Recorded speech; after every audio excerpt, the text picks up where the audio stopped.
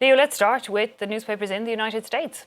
Yeah, and I'll start with the Wall Street Journal, who have a rather positive outlook on yesterday's events. This opinion piece calls it Trump's inaugural of optimism. They say that while the 47th president was never going to deliver Lincoln's second inaugural address, he did deliver a message of aspiration and optimism that most Americans will welcome. If this captures his real plans, then there's every chance that his 4 years in office will be a real success, they say.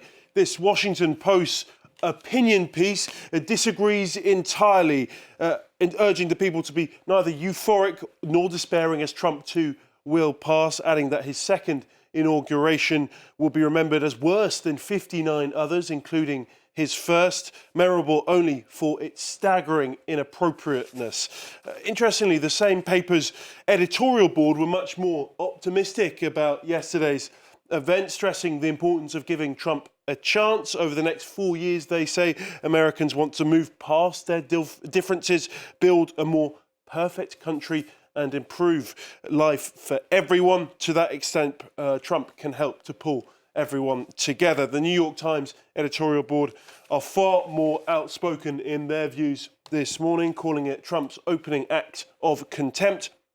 They're, of course, talking about the president's decision to pardon 1,500 rioters who took part in the January 6th insurrection, a decision this piece says makes a mockery of a justice system that has laboured for 4 years to charge those who try to stop the Constitution in its tracks. More importantly, the mass pardon sends a message to the country and the world that violating the law in support of Trump will not only not be punished, actually, it's going to be rewarded.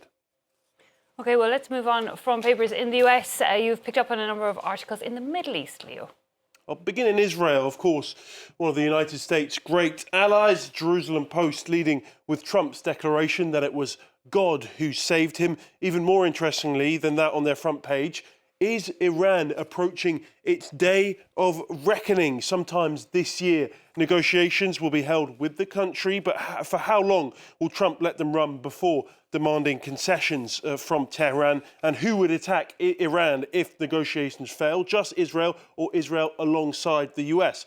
Well, that brings me on to the Tehran Times. They have this rather fiery front page this morning. Traitors setting a war trap for Trump. They accuse Israel of telling the ignorant president, as they refer to Trump, to underestimate and attack Iran. But if they do, they will face heavy consequences, they say. I'll bring you a few more front pages from around the world, starting here in France with Libération. In a speech heralding extreme violence, Trump promised a golden age. The nightmare begins again, they say. Over in Spain, El País call it Trump Unleashed. They focus on the announcement of mass deportations of Mexican migrants, as well as the militarization of the US-Mexico border, and of course Trump's declaration that he'll be changing the name of Gulf of Mexico to the Gulf of America. Over in the UK, the left-leaning tabloid Daily Star have this headline, "So help us God." They refer to Trump as an orange man baby. I want to finish with this Guardian article reporting on one of Trump's executive orders withdrawing the US from the World Health Organization. Such a withdrawal would, in effect, cut the agency's funding by 1/5. The severe cut would be uncharted territory for the WHO because it would pressure the organization to attract private funding and providing an opening for other countries to influence the organization. Gosh, and it was one of the first orders that he signed, wasn't it, to take them out of the WHO. However, it wasn't all about Donald Trump, Leo. Some articles picking up on Elon Musk. Huge controversy around the billionaire Elon Musk. Again, this photo of him saluting at the end of his speech at the Capital One Arena. The Atlantic have this piece this morning.